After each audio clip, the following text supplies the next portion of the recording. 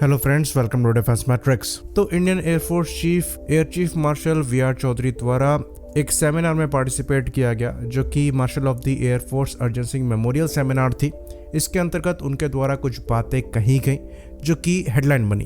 तो उन्होंने 2019 बालाकोट स्ट्राइक का रेफरेंस देते हुए ये कहा कि अगर पॉलिटिकल विल प्रॉपर हो तो एयर पावर को no war no peace scenario में यूज किया जा सकता है, न्यूक्लियर ओवरहैंग के रहते भी, और बिना सिचुएशन को बहुत ज़्यादा ख़राब किए हुए, जो कि इसे फुल ब्लोन वॉर में कन्वर्ट कर दे। तो उनके द्वारा फर्दर ऐड किया गया कि ये एक्चुअली काफ़ी इंपॉर्टेंट कैपेबिलिटी है अगर हम अपने एडवर्सरीज के नेचर को देखकर चलें।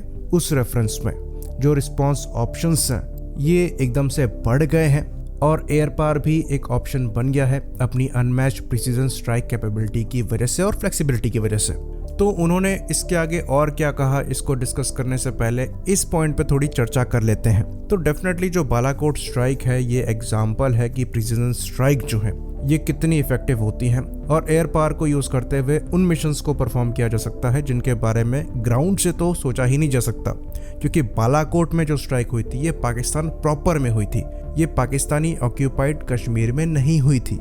तो मिसाइल से भी यहाँ पर अटैक किया जा सकता था, लेकिन वो सही मैसेज नहीं देता क्योंकि मिसाइल से कॉन्फ्लिक्ट बहुत जल्दी एस्केलेट हो सकते हैं। तो एयरक्राफ्ट को यूज किया गया, फिर प्रिसीजन गाइडेड म्यूनिशंस को यूज किया गया बालाकोट में टेररिस्ट कैंप को हिट करने के लिए। तो ये सक्सेसफुल ऑपरेशन था और इसके बाद चीजें बहुत ज्यादा एस्केलेट नहीं हुई और वॉर डेफिनेटली नहीं हुई, जैसा कि हमारे एयर चीफ मार्शल द्वारा कहा गया।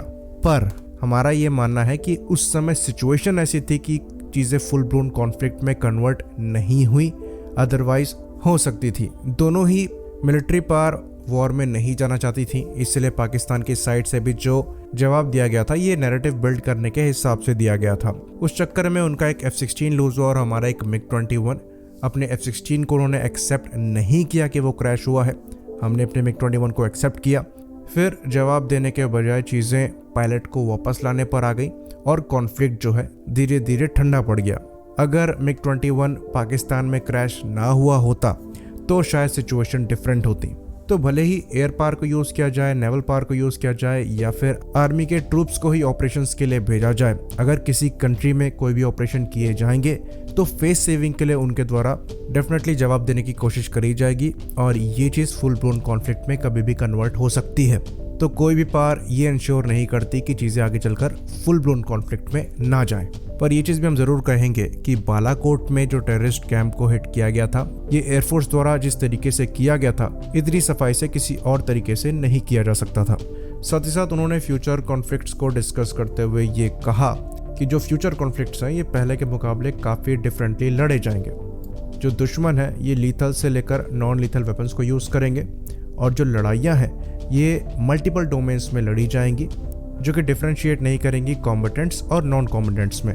तो यहाँ पर इनका रेफरेंस जो है ये साइबर वॉर और नैरेटिव बिल्डिंग से है जो कि पैरेलल में सोशल मीडिया में चलती है। और ये चीज़ हमने यूक्रेन और रशिया की कॉन्फ्लिक्ट में देखा है कि दोनों कंट्रीज नैरेटिव बिल्डअप के लिए किस तरीके से मेहनत कर रहे हैं और फेक इन्फॉर्मेशन दोनों साइड से सोशल मीडिया में इंजेक्ट करी जा रही है। तो ये जो नैरेटिव बिल्डअप है ये मोराल को ऊपर रखने के काम आता है और ये जो वॉर ग्राउंड में चल रही है उसके पैरेलल में चल रहा है।